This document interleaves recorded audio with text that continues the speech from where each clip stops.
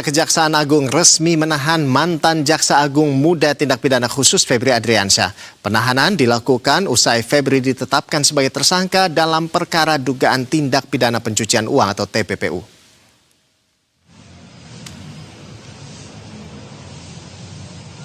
Penetapan tersangka dilakukan setelah Febri menjalani pemeriksaan selama 10 jam di Gedung Kejaksaan Agung pada Jumat kemarin.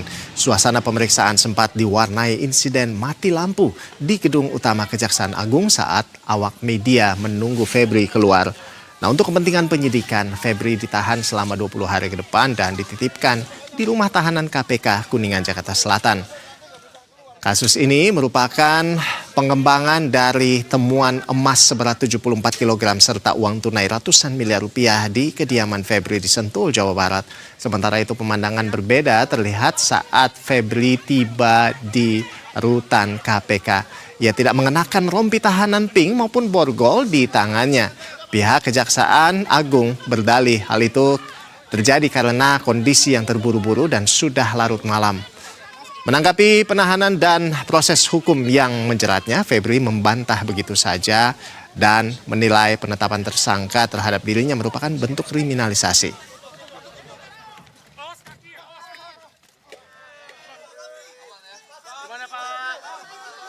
Hari ini saya sudah diperiksa sebagai tersangka. Santai. Jangan dorong. Jangan dorong. Dan dilakukan penahanan.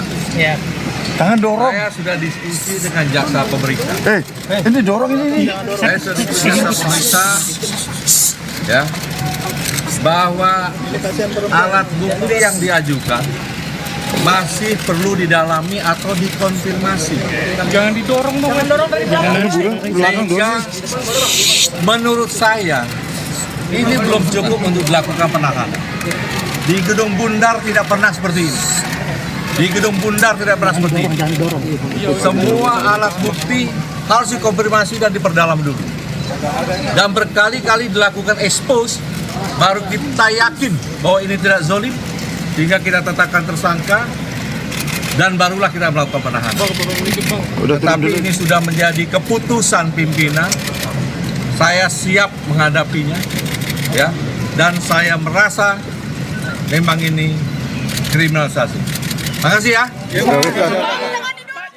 Dan pemirsa, untuk memperbaharui terkait informasi penahanan ex-Jampitsus Febri Adriansyah, kita sudah terhubung dengan jurnalis Berita 1 Cesa Andini dan juru kamera Hilman Praitno dari Kejaksaan Agung.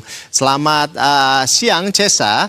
Cesa, hingga menjelang siang ini, apakah ada perkembangan terbaru terkait dengan penahanan Febri Adriansyah? Silakan.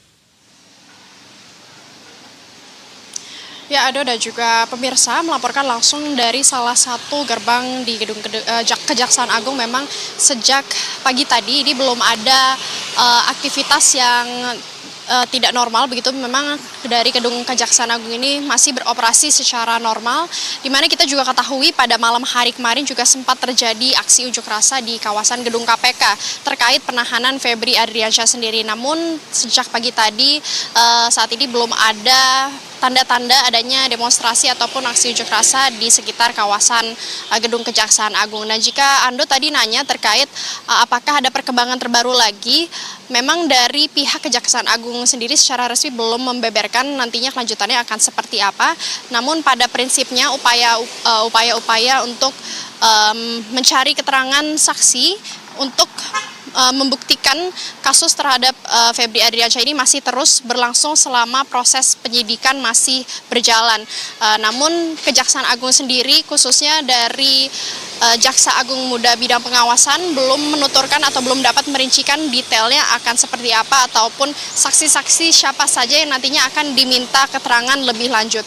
Dan juga Ando, jika kami dapat mengulas kembali kronologi pada Jumat malam kemarin di mana Febri Adriansyah sebelumnya telah dipanggil untuk datang ke Gedung Kejaksaan Agung untuk diperiksa begitu dan ditanyakan, yang kemudian berjalan dari pukul 2 siang sampai dengan 7 malam.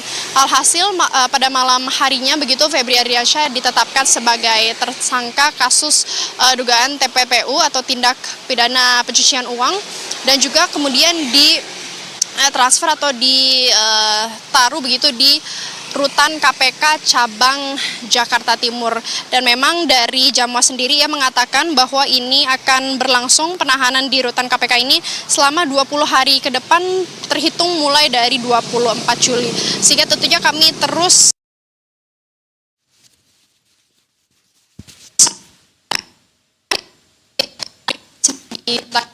dengan berbagai alasan, salah satunya faktor keamanan, di mana sebelumnya Febri sempat menangani berbagai perkara besar begitu, sehingga memang diletakkan di rutan KPK dengan alasan keamanan serta akuntabilitas dan juga transparansi antara lembaga Kejaksaan Agung dengan KPK. Dan kedepannya tentunya kami akan terus menantikan jika ada perkembangan lebih lanjut dari pihak Kejaksaan Agung, tentunya masih akan terus kita pantau. Sementara demikian, Ando. Baik, terima kasih Cesa Andini atas informasi dari Anda bersama dengan juru kamera Hilman Praitno. Selamat bertugas kembali rekan-rekan, selamat siang.